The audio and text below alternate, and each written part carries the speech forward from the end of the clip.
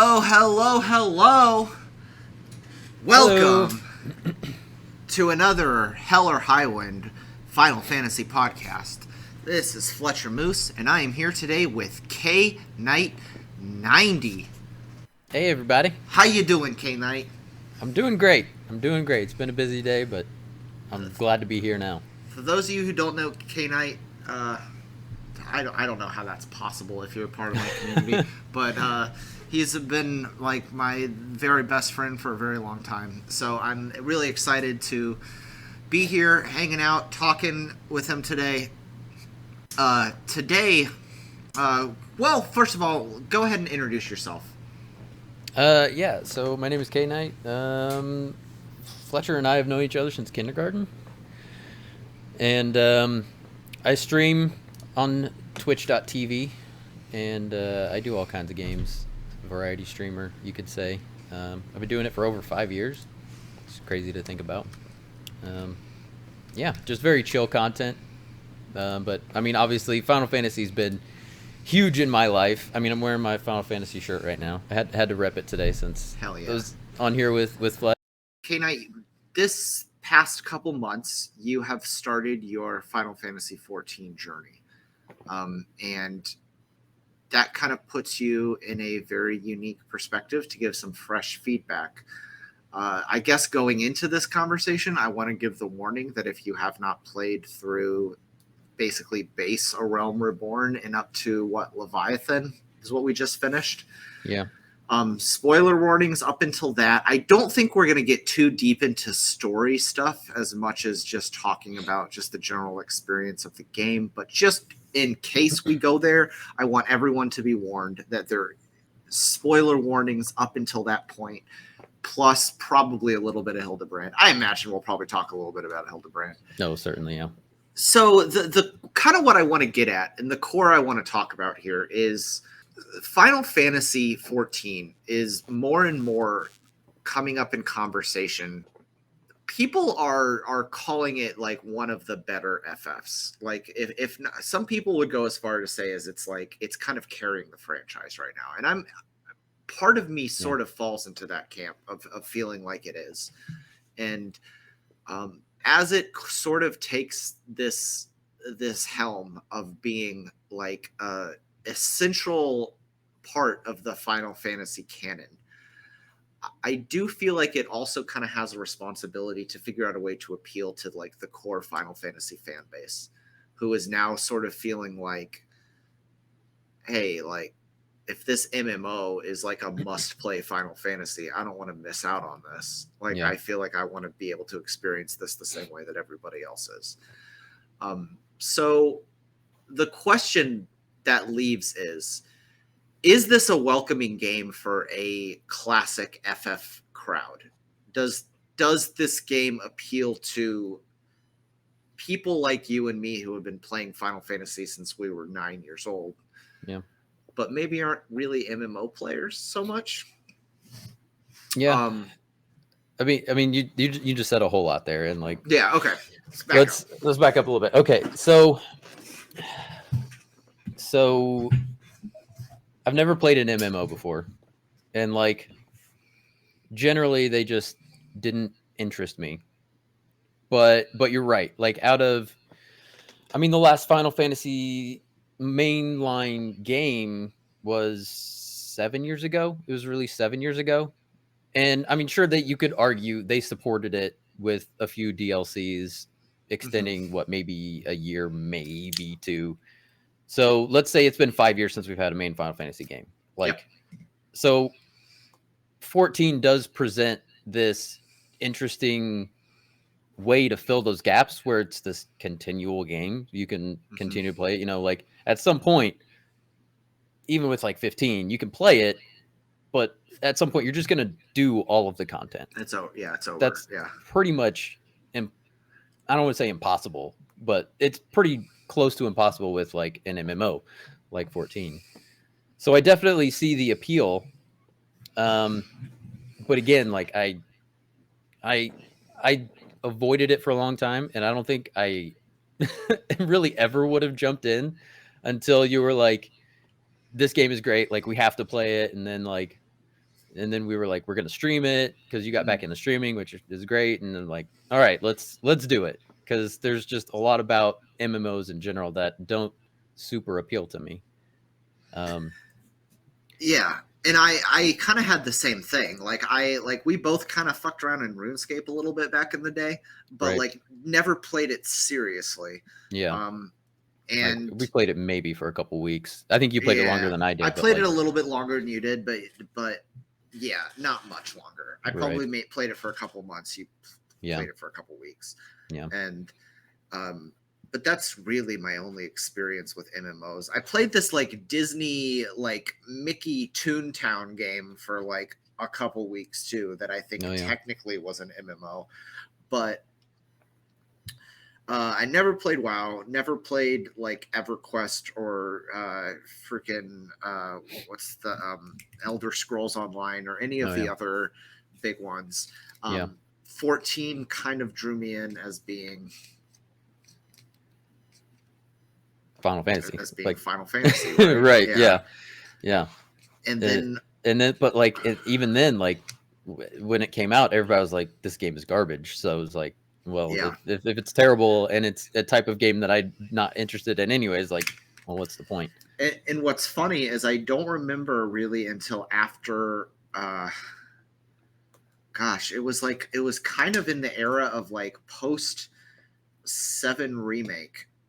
And then there was like, when it was just kind of like, is Square Enix just like dead? Is this company just dead? Like, are they incapable of making like games like they used to? And then that's when I remember people really saying like, no, actually 14 is really, really good.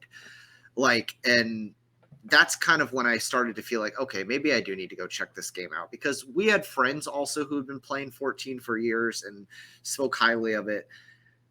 But I finally, like last spring, summer, jumped into it and blitzed through the whole game. Like 2021 doesn't exist for me because I was just playing Final Fantasy XIV like obsessively every single day. Eorzea for all of 2021. Exactly. Yeah. And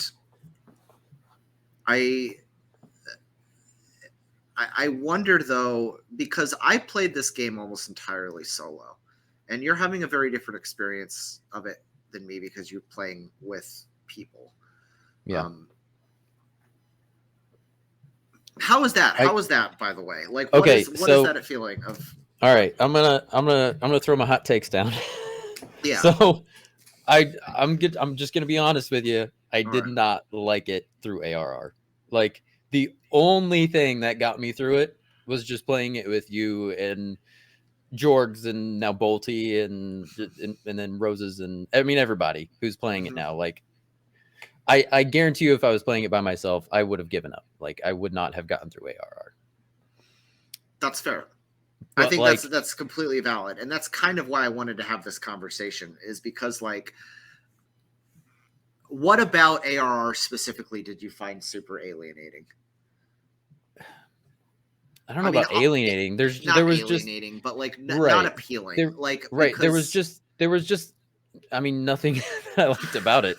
Like, that sounds awful, but like it's kind of true. Like, I don't find the combat super intriguing or interesting or I don't know, immersive. Like, I'm almost glad I'm playing it on PlayStation because like I have to think about it a little bit more than like if I was playing it on PC, where I'm literally just pressing 1, 2, 3, 4, 5. Like, especially in ARR, it's just like they are introducing you to the combat system, and it's just like, here's the moves, do them in order.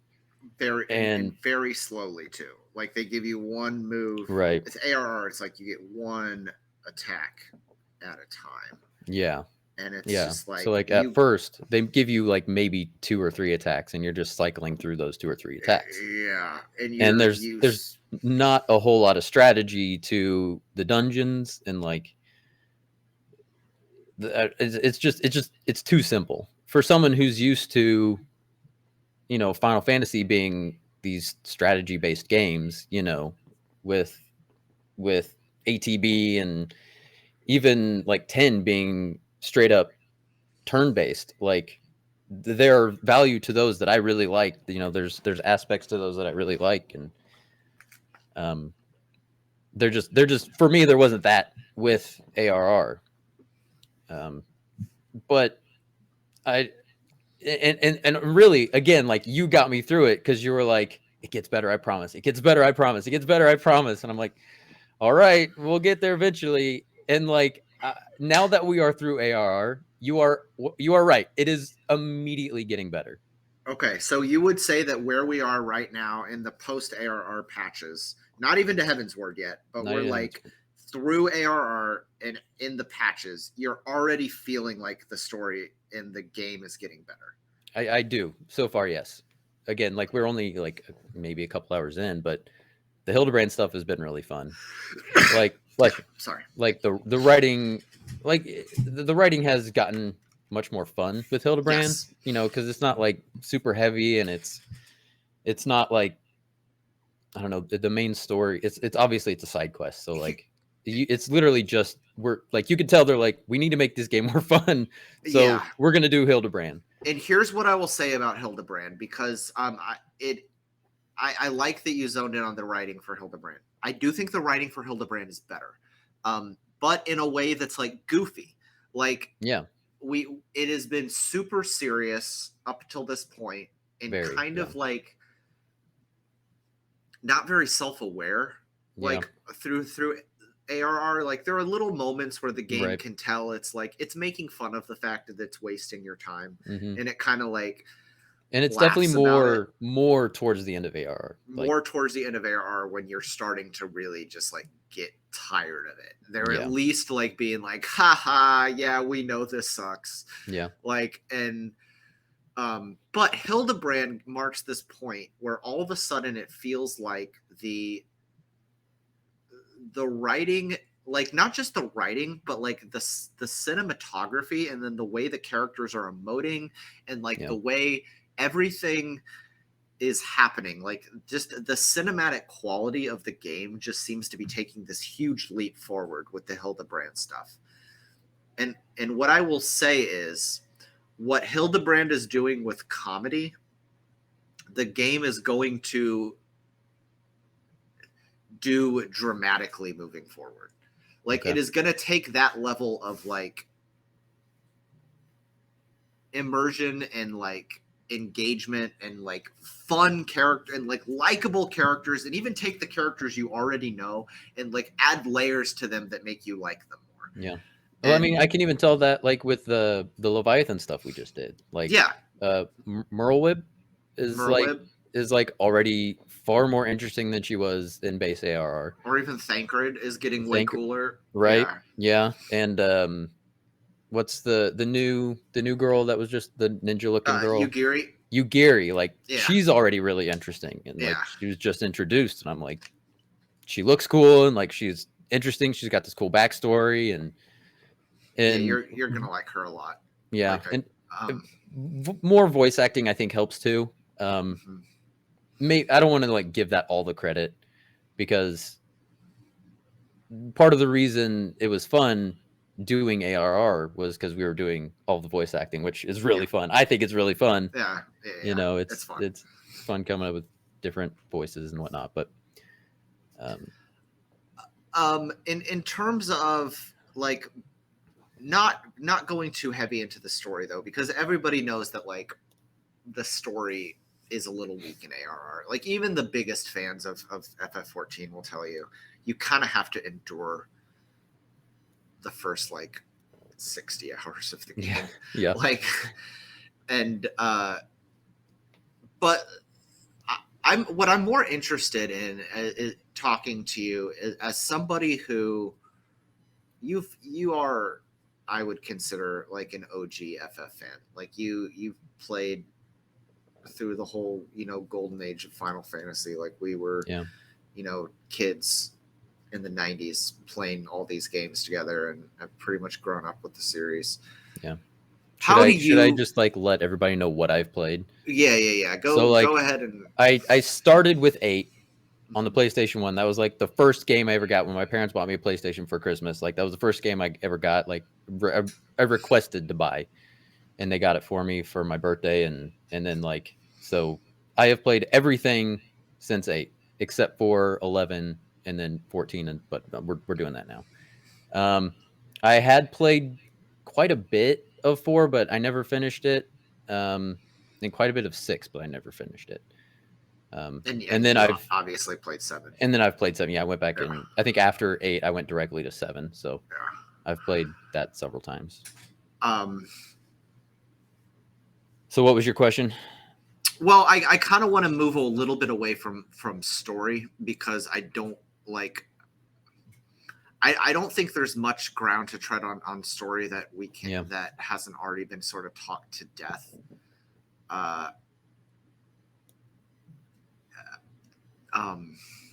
So I mean, what like more in terms of like how do you feel like, if as somebody who is like a Final Fantasy fan, because it seems like part of what they're at this impasse and they need to figure out how to do is like draw in that FF crowd, because they've already drawn a much bigger crowd than Final Fantasy. Like Final Fantasy XIV is by far the largest Final Fantasy game. It is the most profitable. It has the largest fan base, the largest active player base, obviously. But like what it isn't necessarily doing that effectively, from what I could tell, is converting all of the people who already love Final Fantasy into the Final Fantasy XIV community, because it does seem like right now it's kind of two different communities. There's all the Final Fantasy people, and then there's the Final Fantasy XIV people. And then there's this slight overlap, but for the most part, it doesn't seem like it's really happening, where the people who are fans of all the other games are being able to get into this the same way. And I feel like a big problem with that is just the way that ARR works. So what did you find as things that were frustrating as someone trying to play a Final Fantasy game coming into this game? Well, I mean, like I said, specifically like with the combat, like they need more strategy, I think, to begin with, but that's also hard when you're playing with people who have been playing for, what this game's been out for like 10 years. So like it's hard to find. Again, I'm lucky because I have been playing with friends who have been playing this, and they're like happy to explain how it works, and it's easy because we're on voice chat. But that would be, if I jumped in by myself, that would be very hard for me to do. Be like, guys, I don't know what's going on. Like, especially when you're running dungeons and it's like, how does this work? But like, because I mean, even when playing with you guys, a lot of times I was like, I'm just lost. Like, I'm just sitting here doing my rotation, but I feel like I should be doing more. Like, I should at least understand what's going on better. That's, to some extent, that's kind of like just what being a DPS is, though. Yeah. I mean, my whole experience through even Shadowbringers, and I'll be the first to admit, I don't think I really learned how to play the game until Shadowbringers. Yeah. Because that was when like it introduced back when I played it, and this was just last year, like you don't get to have AI like dungeon companions until Shadowbringers. That's the first expansion where you get NPCs to go into dungeons with. And it's because it's actually built into the story, and it's like the characters that are the NPCs. But at that point, the mechanic changes. So if you die, you wipe. Like if you as the character die, it's a wipe. Right. So you have to learn the mechanics of every single fight, and you have to learn how to survive every single fight, or else you wipe. Yeah. And so that was the point where I was like, I have to actually learn how to play this game. Like I can't just get carried through these dungeons anymore. Yeah. And like it took that long for me to reach that point. And like I was trying, but like, and it wasn't even that I was like willfully not learning. It was partially that I was just getting away with not learning, right? Because like I would die, and then the people would just keep fighting on because they'd all done it before. Yeah. So I think it's really smart, and I don't know if this patch is live yet or whatnot, but like they're planning on making it so you can just like solo the entire thing. Yeah, and I Is think that out that's yet? already so. ARR you can. ARR there are NPCs for every single dungeon you can Okay. do. I don't know if they are for trials yet.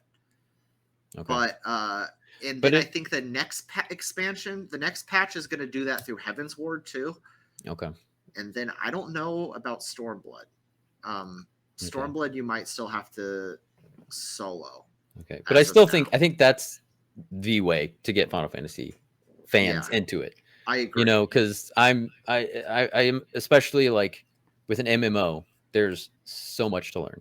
There's so much to learn. Like there's still so many aspects that I haven't even like dabbled in yet that I don't want to do on stream because I'm just like I feel like that would be boring, like watching me figure out how to, you know, repair my armor. Like I just figured out how to do that. Yeah. You know. So like being able to learn how to play the game solo, I think would make it easier and more fun to be like, okay, I understand how this works. I think it would now be fun to do it with other people. You know, now that I have like a base understanding of how dungeons work and how just the mechanics of the game work. So that is a brilliant thing that Square has done, and that's the number one thing I would say for getting OG Final Fantasy fans in. Yeah. And I think generally speaking, they're doing a good job of that because they have the vision that they want to do that. And it feels like a lot of the changes they're making are moving in that direction. I also it definitely feels more like a classic FF when you have the NPC companions. Yeah. Also, like the more you get into the story, the more you start to have like party members. You have that feel that you have a party, and this really starts to kick in. There have been moments of it a little bit. We've had glimpses of it where we are now, but it really kicks in Heaven's Ward, where like there's a big stretch of the game where you feel like you have like a party, and not just like your party of friends, but like a party of characters canonically moving through the game. Okay. And but I also think, to your point, one of the drawbacks of playing with friends is you don't get that exploration time. You don't get to like, because me as someone who just was like playing by myself, yeah, I didn't ever understand what was going on, and I had to kind of learn everything the hard way. But I also had a ton of time to explore and learn and kind of like fiddle around with things. Right. That, and like, that's something like I can just play by myself, but like, and I, especially when we first started playing, like I tried to play by myself more, and it's then hard like to find time though. it is just being but then like the more we got into it, and the more I was just like, man, I don't know if this is like really for me. And I was just like, I just didn't want to play it by myself, and that's what I'm saying. Like, I probably would have quit if it wasn't for you. But as of right now, I'm like, I'm getting back in it. Like I'm enjoying it more. I haven't had time to play it by myself, but yeah, that's I'm glad we're reaching a point that you're getting back in it, because this is kind of the point in the story where I would say after our probably our next stream, the stream after that, if you're not invested by that point, because like that's it just might not get you. If we had done this a month ago, I feel like it would have been a very different podcast. You know, like as soon as we finished ARR. Because I remember going back and watching I watched your VOD on YouTube of like when we completed ARR, like those last, like the Praetorium runs and those last couple, and you looked so bored. Yeah, like, dude, Praetorium was awful. Like I just remember like that was he's not enjoying this at all. Yeah. And like I was ready to tell you, I was like, listen, I'm still on the free trial. Like I'll get through Heaven's Sword, and then like if by that point I'm not into it, I'm like, I'm just gonna be out. But We'll see. We'll see. I don't know. This might be interesting to do again when we're done with Heavensward and Right. see I would. how In how fact, I my think we opinions totally have should. changed. We should totally do a Heaven's Word then and now and see how you feel about general like the whole game. Because the other thing that changes is like right now, you may still kind of feel like the combat is boring because you're just kind of like pressing a sequence of buttons. Mm-hmm. But as your rotation is going to continue to like deepen, you will get to the point where you are like in heated fights where you are like fighting for your life, avoiding these AoEs while trying to like hit these buttons in sequence, and then all of a sudden, without noticing, this combat system became really, really engaging. Yeah. And well, I feel like I've got glimpses of that, like specifically with the Diablo fight. Yeah, you know, like that's there a were good example of these early gates that we had to figure out, and then like I had been using my stun attack, but like it felt like it never did anything. And then it was just like, oh, you have to use it at a specific time to actually stun to like break the like to stop their attacks or whatever, you know, to like interrupt their attacks. And it's like, oh, okay, this makes more sense.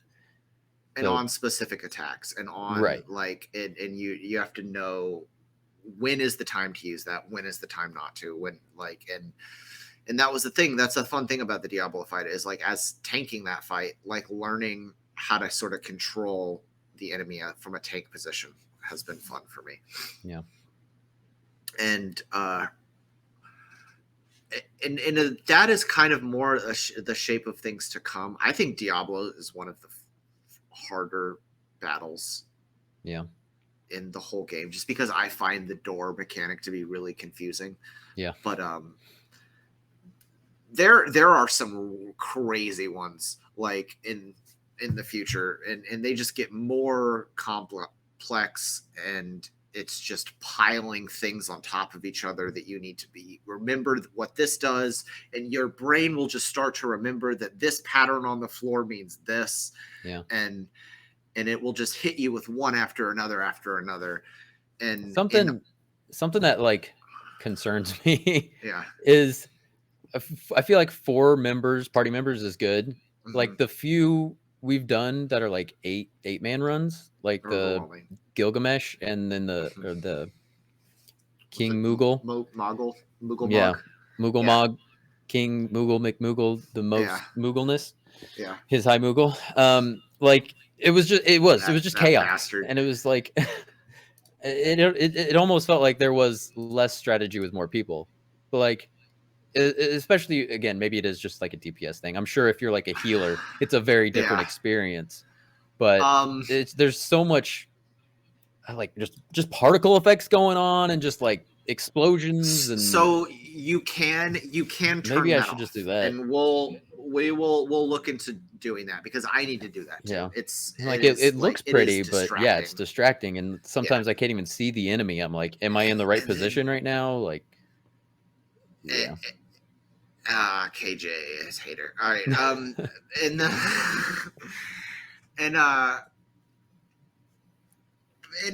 honestly, yeah, that's something that I have learned, and especially once you start getting dark knights in your party, and this is something that I had to learn like the really roundabout, frustrating way early on in the game, is their moves, the dark knight like AoEs, look like they're like threatening. Like they look like I should stay away from this, but you're like, oh no, this is a friendly move. Oh yeah, but like they look like enemy attacks. They look like enemy attacks, and when you're not like when you don't really know the game very well, when a Dark Knight pulls out their AOE, you're like, I gotta get out of this. Yeah, and like, but you don't, and it takes a while, and that kind of like that throws you off. Yeah, and I think part of the solution to that is just turning off the combat animations, which is a setting, and with like 4 people, it's not too bad. Like it's visually just appealing, but then alliance raids. Yeah, like I can't imagine. It's 24 is the max. It is absolute pandemonium. Like it is And the worst thing about it is like the way the default UI preferences, at least for console, is like they put all of the like health bars right in the middle of the screen, so you can't fucking see anything except the like battle animations. Like that's the only thing you can see is the crazy shit. And it's just like, I remember my first like Crystal Tower like run, I was just like, I have no idea what, like, beyond the typical, like, lost in a dungeon kind of haze, I had no idea what was going on. Yeah. And so, like, but I will give the game credit. Like, this is something I really liked about it right off the bat, is how customizable it is. The UI specifically. Like, I think it was maybe our first or second stream. Like, when I was playing by myself, I messed with the UI for like a good 2 hours. Yeah, you have, because like it's a pain in the ass to figure out how it works, but I was like, I'm determined to figure this out because there's a more efficient way to do this for sure. And I'm like, I figured it out, but that is to the game's credit for sure.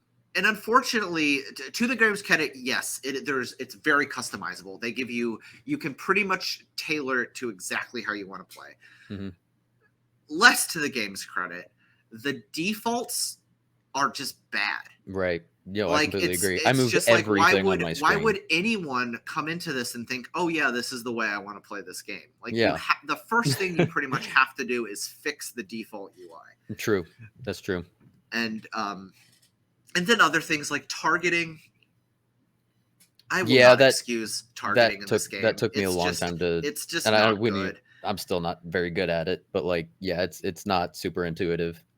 And I always figured it was a controller console thing, but I'm told that it's harder on PC, and that blows my mind. Because I'm just thinking, like, I just assumed that on PC you just click on the thing you want to attack. Right. But apparently it's I can harder. also see that being hard to do because it's a 3D game, you know. Exactly. I don't know. So who knows? I don't know, but like I've been told by multiple people that it is harder on PC to target. And so that just makes me think that targeting in general in this game is kind of broken, and they just need to figure out a workaround. And I mean, for me, like, I mean, as an OG Final Fantasy fan, just have a menu. Like, that seems very simple to me. Just have a menu. I mean, even in like the old Final Fantasy games, like, you could have the arrow or like the finger or whatever, click on, go to the actual enemy on the screen, or you could just pull up a menu and decide from the menu. Like, that seems like a very simple solution to me that I'm amazed that isn't in it yet. Yeah, there you go. That could be something that would be a very easy fix to bridge, like, whole. Yeah, because especially I haven't played healer, but I would imagine specifically as a healer, like, if you could have a menu of enemies and a menu of allies, then it would be easy to go back and forth between. Well, for healer, you do have the menu of allies. And okay. And one of the things I've learned about healer is that it is much easier as a healer to put more of your focus just on your ally list and look at their HP and just kind of go up and down and heal where you need to, rather than focusing even that much on the actual fight. But, the thing about healer, though, is if it groups your allies as your enemies. And so it's really, really frustrating. And so my first real experience with healing was like being forced to do it in an instance. And like you have to cycle through ally and enemy alike. And it's pretty awful. Like, it's like they have a lot of work to do in that capacity. How did you feel about the time it took you to get into the game? You mean like just be able to like pick it up and play it and like? Yeah. I do think it was fairly easy. Like once I fixed the UI, like, it is surprisingly intuitive. Like, I had never seen the layout of two. I know they have a word for it, but like, you press R2 and then like you have this menu, and then like there's the 8 buttons, which are just the crossbars. The crossbars, the crossbars. So like, I picked that up real easy because like they don't really explain that. It's just like But on I figured controller, that it's out. pretty intuitive. It is like I feel like I picked that up very quick, even without any kind of explanation. Just mashing buttons until it like clicked. It was very easy, and then like pressing the like touchpad to just like move around the screen. Again, once I fixed the UI, that was I felt very intuitive, and it made it easy to get around. I still need to get like, I mean, maybe not, but like a keyboard, because I never use the chat again, because like we're playing Yeah, voice chat, so like and the chat is just kind of tough to use in general. Like even when yeah. like it was just me playing by myself, I found it Did you difficult. have you always used the keyboard? Uh-huh. Yeah. Okay. And you're gonna get. We haven't really gotten to it yet, but you're gonna get to parts where certain quests will actually force you to use the chat, Yeah. and That's okay. we'll get there. But Okay. I think that the beginning, I was actually surprised by how easy it is to like go out into the world and start leveling up and start feeling like early progress. Yeah. I do feel like it kind of drags to get you to the point where you feel like you're actually playing the game though. Yeah. Like I feel like the first 15 to 20 levels do feel like a tutorial, which isn't like terrible, like considering that there are games where you can be, I mean, not calling any game specifically out, but there are games where you can be 25, 30 hours in and still in a tutorial. Right. But like, And then they come out with DLC and expansions and and so director's it's cuts. 50, That 60 yeah. hours and you're still in the tutorial. Not to name any But games like, specifically, but but but the difference between those unnamed games and this game is that I don't feel like this game really gives you that bait to make you super interested in moving forward.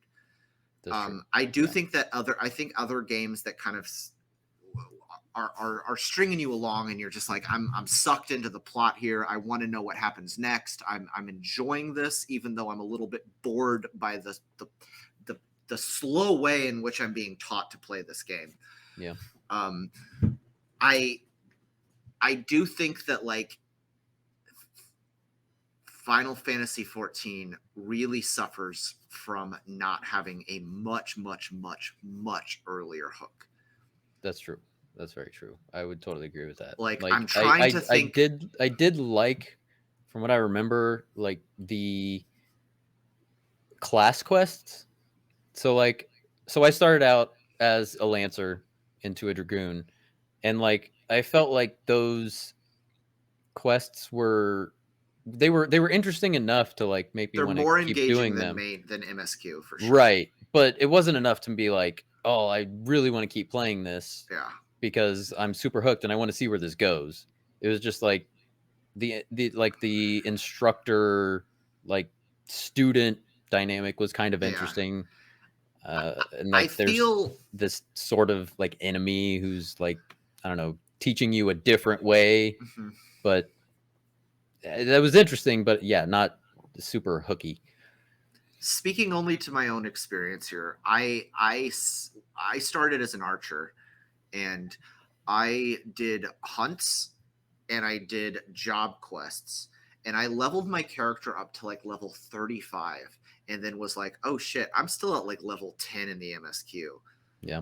Because that just showed how like unappealing that side of the game is in the early game compared to just the leveling. Yeah. Because like But leveling also I feel like that's probably because you are also an OG Final Fantasy fan. Like that's what you do in mhm. JRPGs. You do all the side quests you possibly can, and then you move on with the main story, and then it opens up more Yeah. side quests, and then you do all those side quests. But like that's not the way it is. It's 14 you 14. really need to stick to the MSQ. You really need to like from the time you get in there just focus on grinding that main story because it's going to take you everywhere you need to go. Right. And that's something like that you taught me, and I'm glad you did, because we were playing with some quiet guy, and he was doing the same thing I was doing. He was picking up every quest he could, because I was like, yeah, that's how you play JRPGs. Are you kidding me? yeah. And we were all like, no. It's like, stop doing that. Like that's not going to help you nearly as much as doing the main story. And you explained it to me as like it will keep you on pace. Like you will never, if you just do the MSQ, you'll never feel like you're dragging or like you're missing, because you can go back and do anything. Yeah, nothing's going to go away. You're not going to lose access to any of these other no, everybody makes that mistake. Like everybody makes that mistake when they start playing, like especially if it's your first MMO. Like you immediately go around and collect all of the side quests, and you talk to everybody who's got a little bubble above their head. Yeah. And then you realize, oh, I can only have a max of 30 of these at a time. And then you start completing them, and you're like, I'm not getting any experience from this. This does nothing for me. Yeah. And it's just like, it starts to feel like a waste of time. And then you realize, oh, it literally is a waste of time. Like this is just a time suck. Yeah. And because I was used to, like, I would go out and just like fight enemies to grind. Yeah. You don't get any That's a waste of time too. There's no point. No point to it at all. But I grew to the point, because once you get stronger and the enemies that are like way under leveled compared to you don't attack you, I kind of grew to appreciate that, because it's like the only game where it sort of incentivizes you not to kill the wildlife. Yeah. Like you're just kind of running through the forest, and you're just like, I'm kind of just at peace with all of this. Yeah. Like I don't need to kill any of these things. Right. Yeah. And they don't want to kill me. And it's just kind of a nice feeling. It is. It's especially like the cute squirrels and the ladybugs and stuff. And, you kill a couple of them at the beginning, and then or those sweet little Marlboros. You don't want to kill those guys. Yeah. They're just little guys. Everybody loves Marlboros.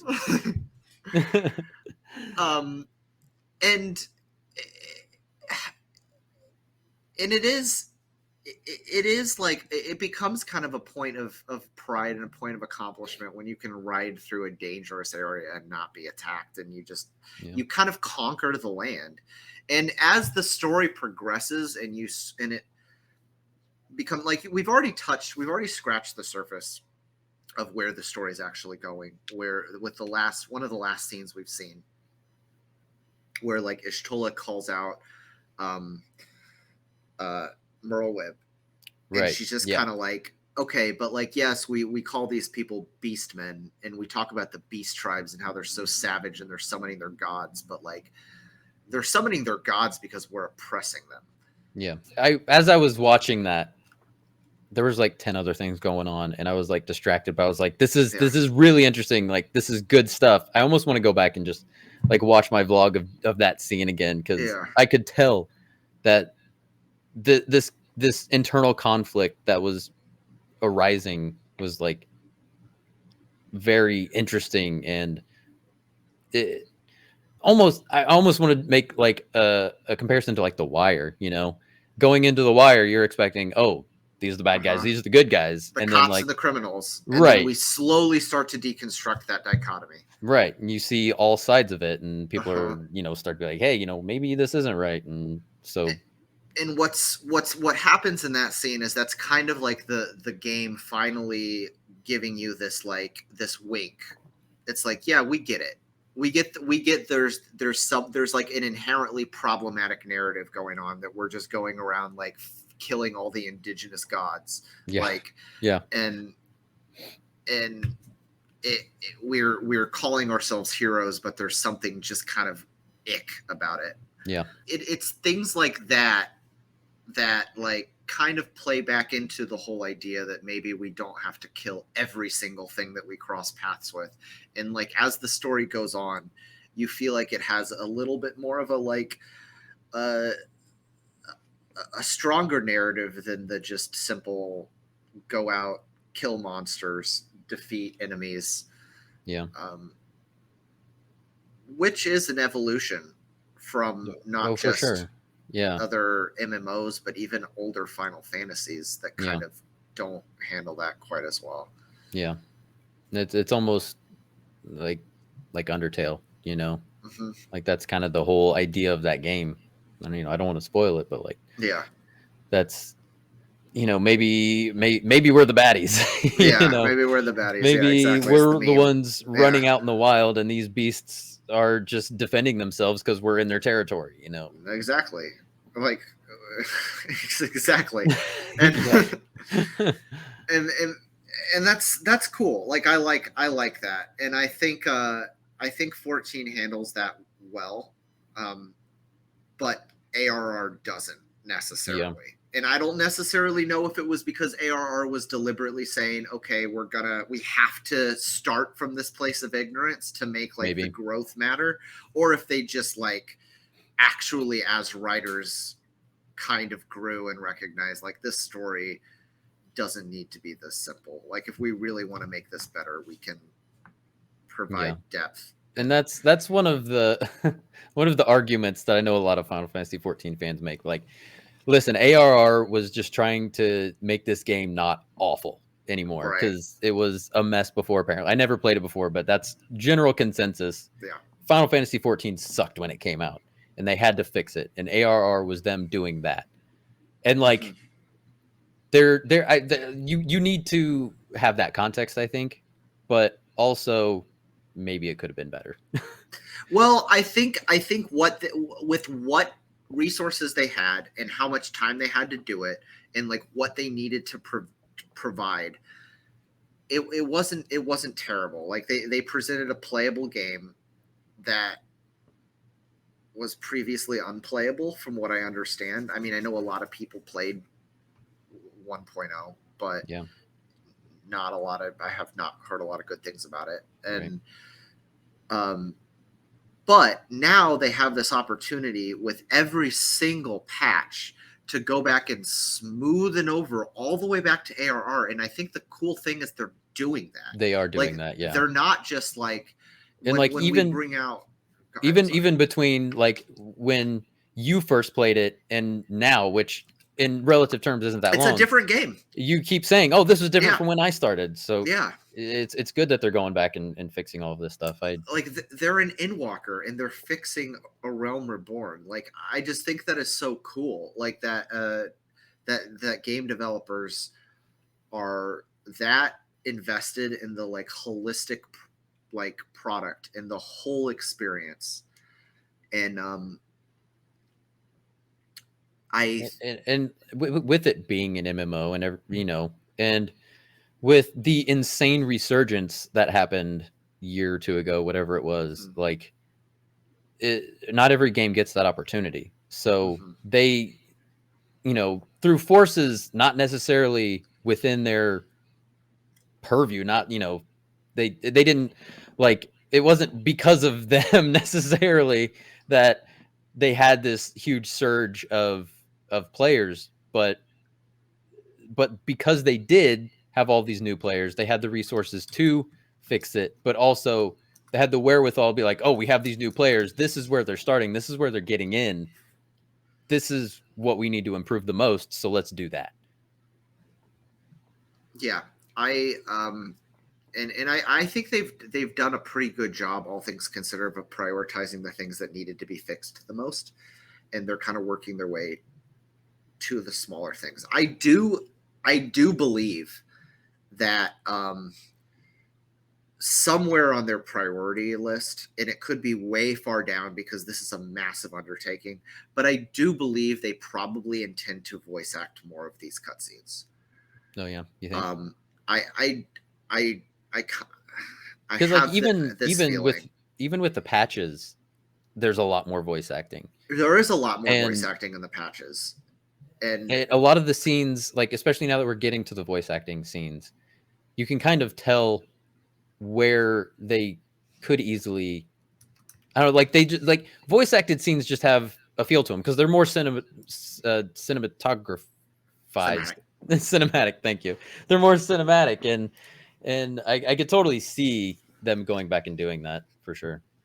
I think it adds to. I think that it's just one of those quality of life things that like maybe back in 2010 2011 when this game first dropped, or was it, I don't remember exactly when the Final Fantasy XIV first released, Yeah. there was more of this like tolerance for reading lines. Right. But Yeah. these days, like, we don't want to do that. Like, we I mean, want just think about it. It's between 13 and 15. So like that's, for context, that's where it is. You know, that's when it was released. But interestingly, both of those games entirely voice acted. Yeah. I think so. Was there any like text in 13? Maybe in some Maybe NPCs. not much. Yeah. Not much. Um, but those weren't online games, you know. No, exactly. The speed of the internet. So much more. There's just so much more depth to 14. There's hundreds of characters. Yeah. Like, and you can't feasibly, like, to an extent, I kind of hope they never go back and voice act like Hildebrand, because I think there's some kind of magic on being able to do that yourself. Yeah. I do think there are some raids that would be cool to have retroactively voice acted, and they wouldn't be that hard to do. What do you mean? Because like none of the optional content is ever voice acted.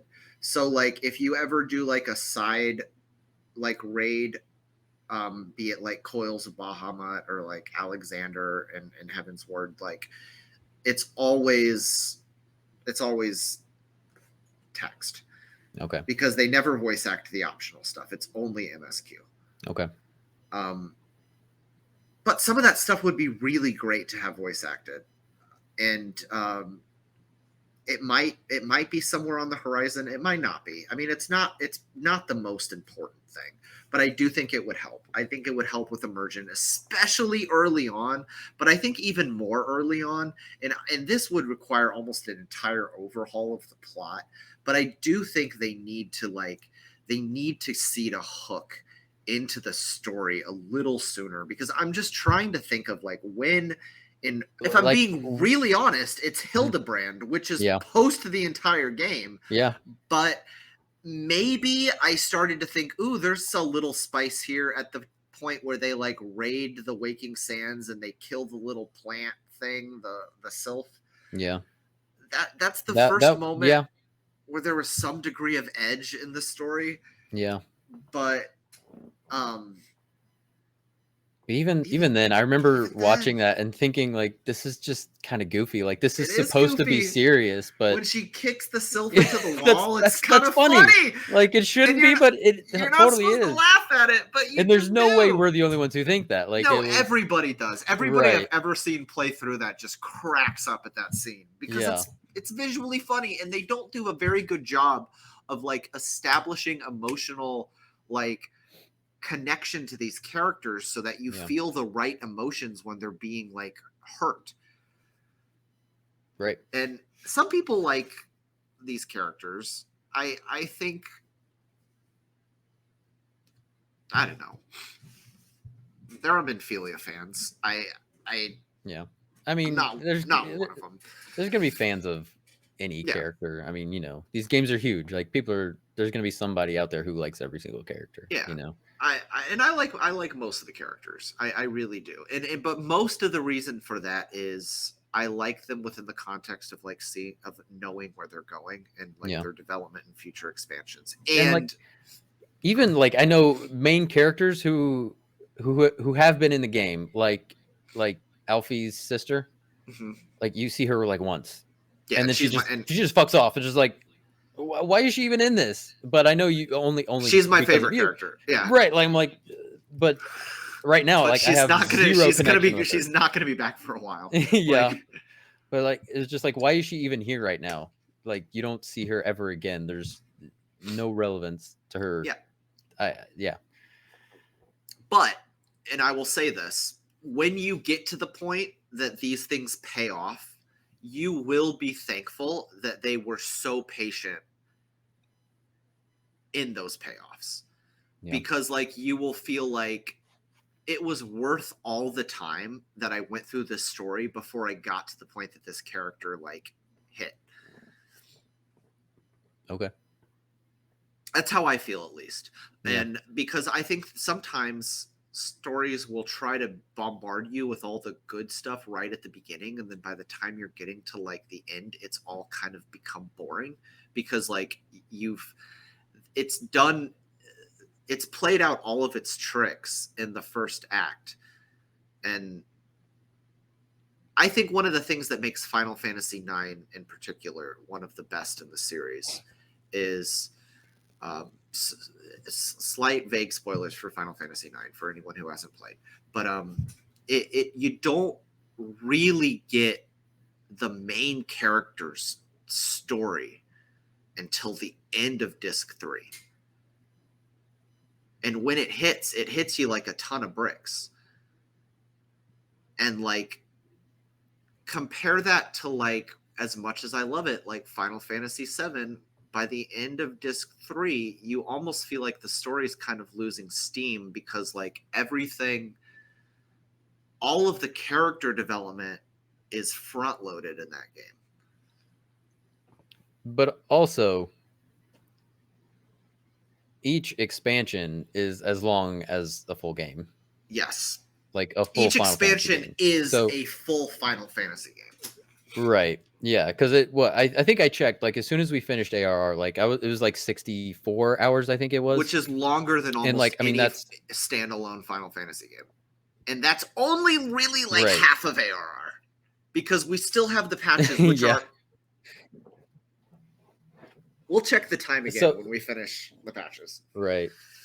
But it is almost like you need to have a full contained story with, you know, peaks and climaxes and valleys, and in each you just don't get that in ARR. You don't get it. It's just kind of flat. You do. I mean, you kind of get the Praetorium climax, but it's just not that like. You don't really care. Right. Like I remember thinking the first time I played through Praetorium, I was just like, holy shit, like Gaius Van Belsar is maybe my favorite character in the story at this point. Yeah. Like when he like jumps down and like has his speech about how it's like everybody's just a fucking sheep because you all worship gods, you're all a bunch of hypocrites.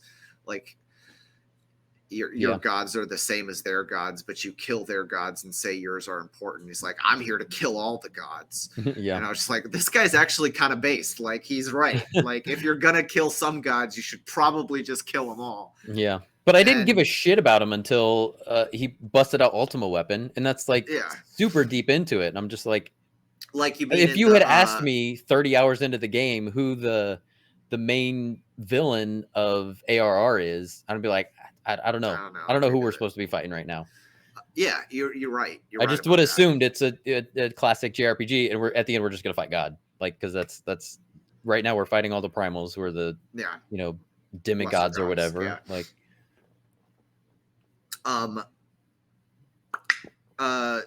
yeah. So you're talking about the Garuda scene, right? Right. When he bites Garuda's head off. Yeah, which is totally badass. That was probably like the first moment I was like really hooked. That was your hook, was that Garuda. Probably, yeah. Okay, and that but even then it went downhill for me after. And that. then it immediately drops. Yeah, yeah. Then you get thrown back into a bunch of fetch quests, and the stakes feel super low. And what follows Garuda? That's when is that because. Well, no, because we already did all like the Sid stuff. Yeah, that's when you have to go around. That's when you get the Terra's the mech, the Magitech armor. Right, and that was awful because there's like this whole new character they introduced, and like he's super boring, and he's just like, okay, now that we're done with this quest, I'm going to tell you my life story. And yes, I don't even remember that guy's name because I don't think he ever comes back. Right, and so, and you go and you do all these dumb side quests to make this Magitech armor work, and you go to Mordona and you just like meet all these characters that don't feel like they matter, and in truth they really don't. Yeah, and then you go and you do this like busting everybody out of. And then the payoff is that you get to use Magitech in the Praetorium, but it's like it's not like your Magitech that you went and like made sure it had this basically human heart. And it's just like you just find a random Magitech armor in the Praetorium and you use then it. Like that Magitech that you did ends up coming back for you in the Praetorium, or just like later? At the end of Praetorium, because that's the one that rescues you at the end. Okay. Maybe you didn't put that. Maybe not. I might have just been checked out. At the very end when everything's blown up and it's just you and unpossessed Thancred like laying on the ground, like you're about to die, and then that Magitech armor just comes back, and you're like, hey, it's what I forget what you call. There's a name, Maggie or something, right? Maggie? I don't like know. they're like, oh, it's you, and then it brings you out, and then you get the key because you get the mount. But the implication is like that Magitech armor remembered you and came back to save you. All right. So and maybe I understood that when we were doing it, but I immediately forgot it. Yeah, and it's not. There's a lot of stuff in this game that I also think like it is well written, but it's not like. Are you picking up on like a lot more on your second playthrough? I'll be honest, not as much as I thought I would. Yeah. But I'm picking up on things. I'm realizing a lot of things are seated earlier and clearer than I realized. Oh yeah. But I kind of expected more because I remember because later in the game they talk a lot about things that happened earlier. So like you're constantly kind of being told that you missed stuff in ARR. Yeah.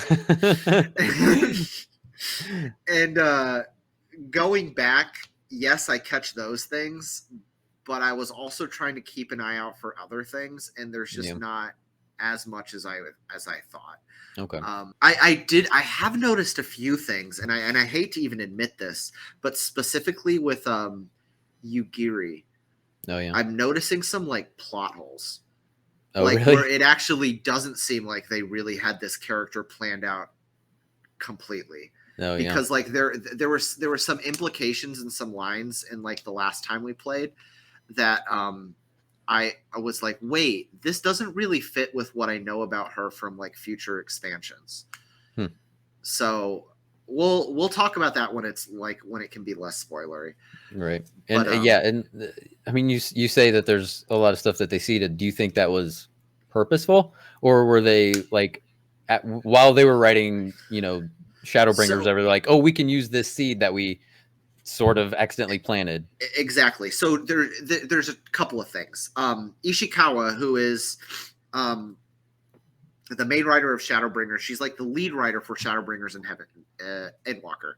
Okay. She wrote the Crystal Tower stuff, which we're about to do pretty soon. She wrote the Rogues Guild quest. She wrote the Dark Knight quest. She wrote a lot of stuff early on. And I believe that she was writing this stuff with this kind of thing in her head that she was like, if they will just trust me and let me do my thing, I've got a big plan for all of this. Because like her stuff feels coherent. Okay.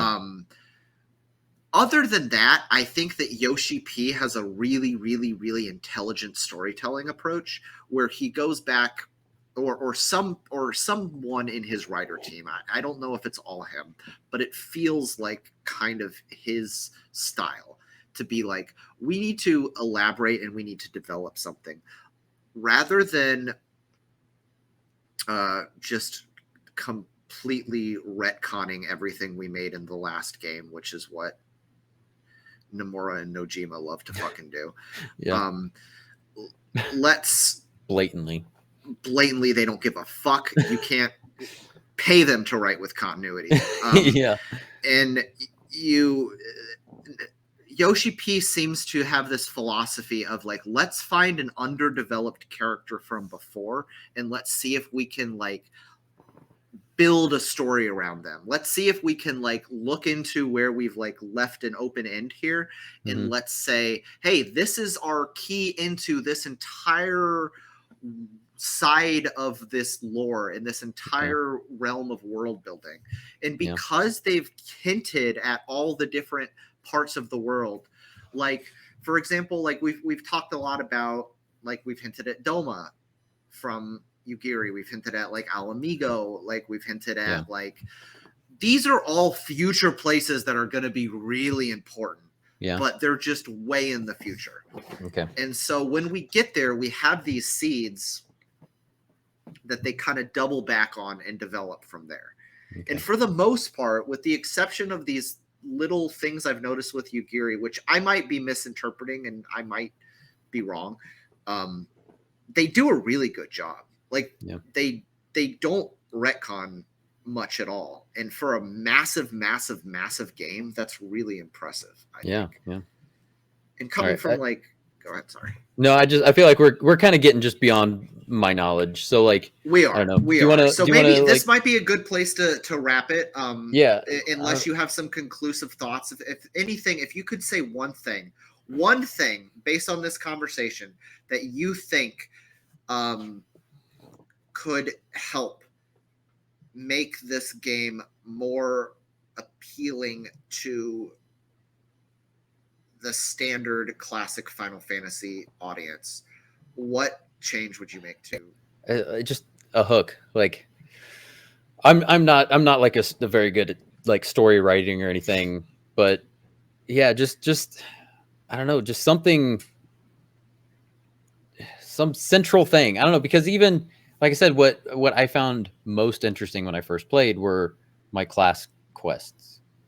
And I haven't played very much. I played a little bit of Archer, but like they need some sort of central, other than just like that opening sequence that is you're just sitting there watching.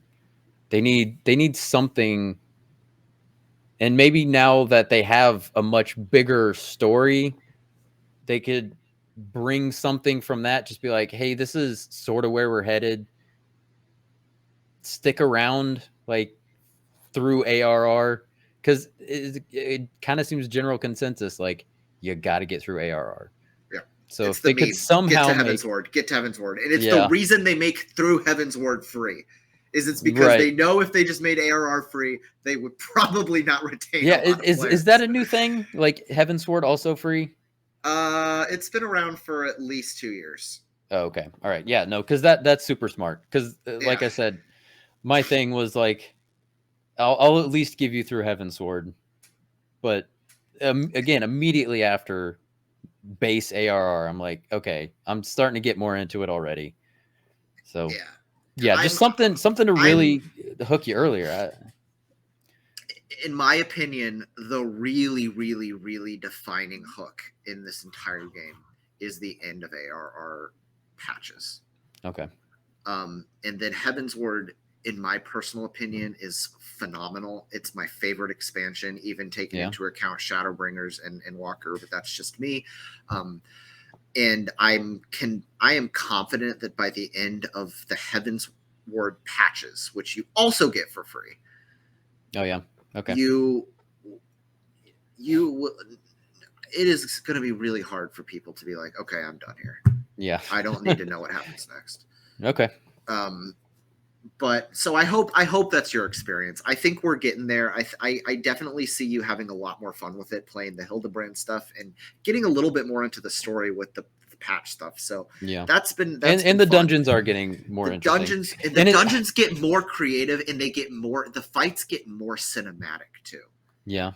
Like you're going to start noticing like just things happening in the fights that are just like, okay, that was just visually really cool. Yeah. Because there's even dungeons I don't think are interesting, but certain bosses are. Mm-hmm. Like so far, I'm just like, all right, doing dungeons, like you just kind of got to get through the dungeon to get to the boss, because that's what can potentially be the interesting part of it. By the time we're in Stormblood, the dungeons are interesting. Like you are like looking around thinking like, oh, this is cool as fuck. Like every room you run into is like dope. So every aspect of this game continues to improve. So I hope you can appreciate that. And I definitely want to, when we finish Heaven's Word do like a follow-up. Okay, kind just of do like- one for like every expansion. Yes, in fact, I think that's a great idea. Yeah. Every time we finish an expansion, we should like do a maybe even like post ARR patches. We'll do